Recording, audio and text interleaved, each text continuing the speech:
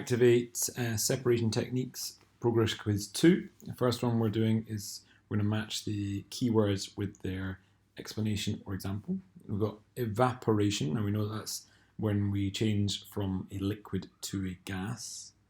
And in our science lab, we've done it to obtain salt from salt solution. We did that by evaporating away the water, leaving behind the solute, which was the salt.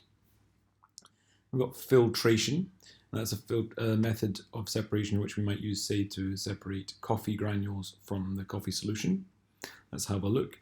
Well, a similar situation here is sand from a mixture of sand and water. We'd use a filter to remove the sand from the water. Pure. Pure is the idea where we have a single substance, i.e. one with nothing else mixed in. And you can see here actually that impure matches to our top, which is a substance with small amounts of another substance mixed in with it. Last one, distillation. Well, distillation is a method, but what does it do? It is used to obtain pure water from salt solution. How does it do that? Remember, we evaporated our water and then we condensed the water vapor, and that allowed us to remove it from the salt and hence produce pure water. Now got to fill the gap. Okay, we've also got a diagram which we can look at later. Let's have a look first. We're talking about separating coloured dyes in felt tip pen ink, and that's a process that we did by using chromatography. We have a look at, we have a look at the diagram now. This is similar to what we've seen in the lab. We placed the felt tip pen at the bottom and we can see that it's moving up, and in this case the yellow and then the red. The red is travelling further than the yellow dye.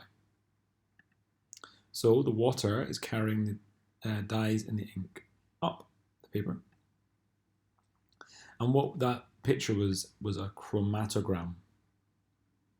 We noticed that, let's just check again, our red travelled further than our yellow dye. Let's think why that might be. It may be because our red dye is more soluble in the water, i.e. it is dissolved more easily. Or it could be, and let's think about this, we've got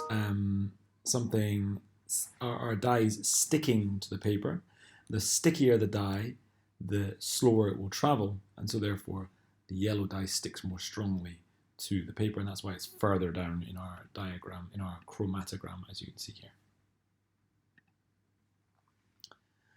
Now we're thinking about filtration. We're going to think about the different things which you can obtain by filtration. Remember, we can only obtain solute which has not dissolved by using filtration. So in the first case, we've got undissolved copper sulfate. Well, in this case, the copper sulfate has dissolved, but the solution is saturated, and so we're left over with some undissolved copper sulfate, and we could take that out. However, water and sugar are not separable using filtration. That's because the sugar will dissolve in the water. Sand, from a mixture of sand and salt solution, absolutely, we can remove the sand because the sand is not dissolved. However, the salt has dissolved, and so therefore filtration will not help us remove it from the solution. Water from a mixture of insoluble chalk powder, absolutely, because the chalk has not dissolved, and so therefore should be removable using a filter. The copper sulfate, however, copper sulfate will dissolve because we've made a dilute copper sulfate solution, i.e. it's a liquid solution, meaning the copper sulfate has dissolved and therefore is not removable via filtration.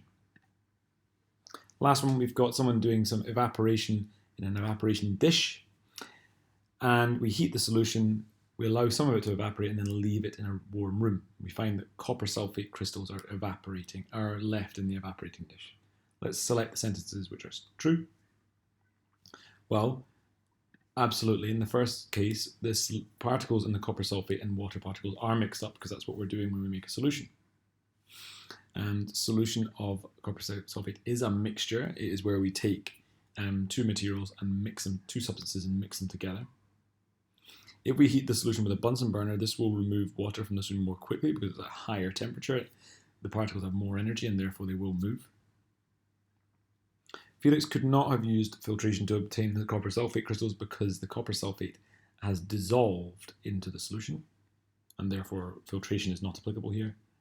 However, when we leave it in the warm room, water particles do leave from its surface because that is simply the process of evaporation.